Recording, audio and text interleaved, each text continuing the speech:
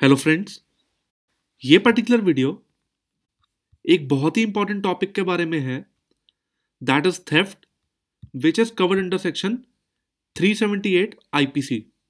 इसमें से normally prelims में हर बार और मेंस में भी क्वेश्चन होते हैं कि वेदर दिस पर्टिकुलर इवेंट और वेदर कोई सिचुएशन दी है आपको, उसमें ये थेफ्ट है या नहीं है।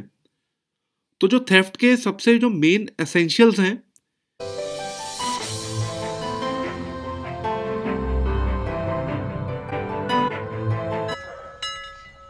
पहले इसकी डेफिनेशन गो थ्रू करते हैं। What is theft? whoever intending to take dishonestly, whoever intending to take dishonestly। तो आप जो ये इंपॉर्टेंट कीवर्ड्स हैं आप इनको मार्क कर लें। dishonestly, any movable property out of the possession of any person। तो इसके लिए जो प्रॉपर्टी है it should be in the possession of some person, तभी वो थेफ्ट का एलिमेंट होगा। और जब तक ये 5 एसेंशियल्स फुलफिल नहीं होते तब तक वो ऑफेंस थेफ्ट नहीं माना जाएगा। It will be not covered as a offence and in particular theft under section 378। Dishonestly any movable property out of the possession of any person, मतलब जो वो कंसर्न्ड प्रॉपर्टी है किसी के पोजेशन में होना बहुत जरूरी है थेफ्ट के लिए, of any person without that person's consent. तो जो कंसर्न जो प्रॉपर्टी है, पहली बात it should be movable, it should be in possession of someone, और हमने उसके कंसेंट के बिना वो प्रॉपर्टी ली।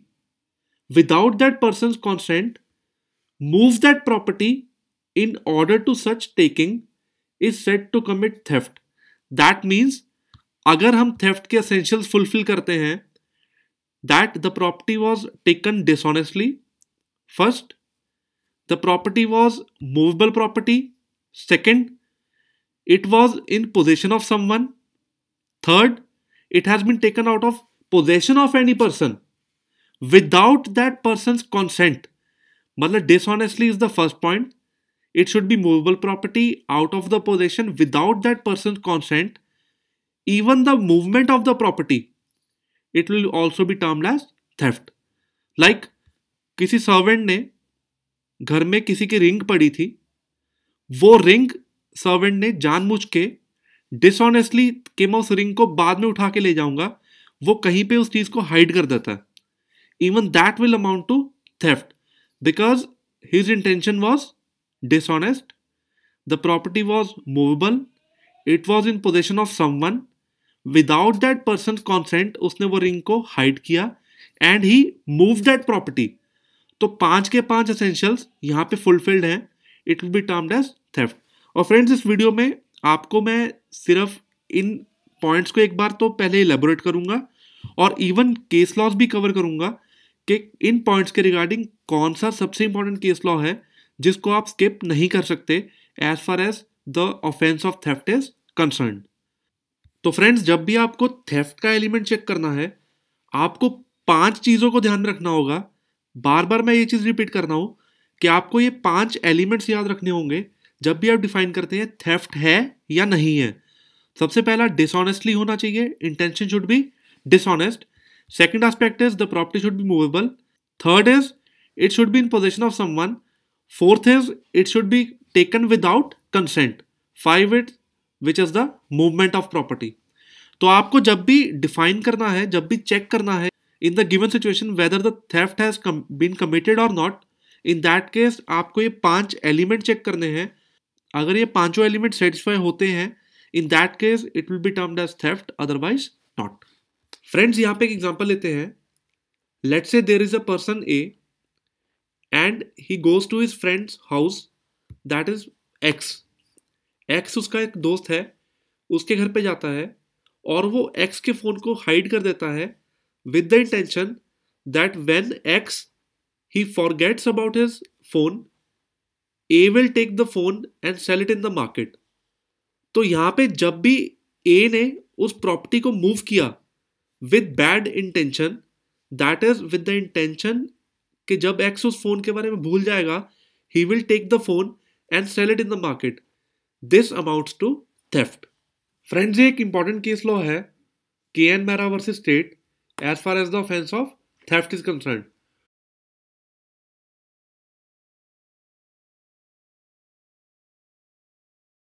और यहां पे कुछ इंपॉर्टेंट पॉइंट्स हैं। An article recovered for not getting the payment is no theft. That means अगर किसी अथॉरिटी को आप इंस्टॉलमेंट्स वगैरह पे नहीं करते, in that case the authority has the right to recover the article. And इसका जो केस लॉ है that is Sitabai Purushottam versus emperor. In case of hire purchase agreement, arrears in installments, article recovered by the company is no theft. And friends, these are the important case laws which you should go through. और जो Pyarelal versus state है, ये बहुत ही important case law है offence of theft के लिए। There was a person, he carries a file at his place, और उस फाइल में वो किसी पर्सन को हेल्प करता है डॉक्यूमेंट्स रिप्लेस करने में। So in this case, it was held that even a temporary taking of something, even if someone is taking an article temporarily, even that could amount to theft. तो person अगर वो file चाहे temporary basis पे ले गया, but he was not having the authority to take the file at his place. अब friends, कुछ examples की बात करते हैं जिन केसेस में they have been held to be subject matter of theft as movable property, और कुछ केसेस में they are not held to be subject matter of theft. उनकी बात करते हैं। सबसे पहला point, that is human body. Can it be a element of theft?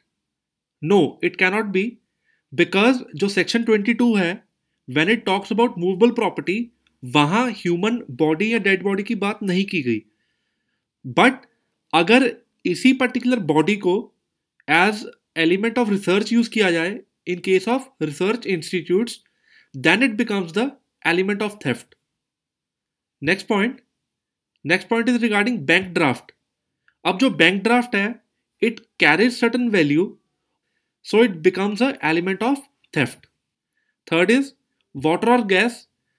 When we talk about water or gas, इसको ट्रांसमिट किया जाता है पाइप्स के थ्रू। अब अगर कोई पर्सन इसको चोरी करता है, तो इन that case he will be held guilty for theft. But अब यहां पे एक चीज समझने वाली है, जो हमने बात की थी पोजेशन वाली।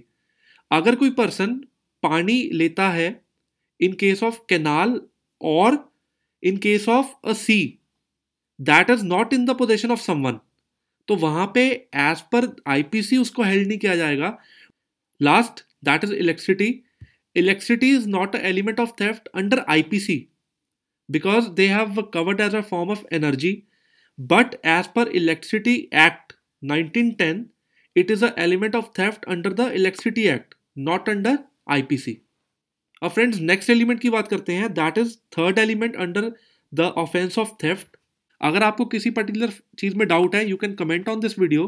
और अगर आपको वीडियो अच्छा लगा, आप चैनल को सब्सक्राइब कीजिए, साथ ही में बेल आइकन क्लिक करना ना भूलें, ताकि जब भी मैं फर्दर वीडियोस पोस्ट करता हूं, आपको साथ के साथ उसका अपडेट मिल पाए।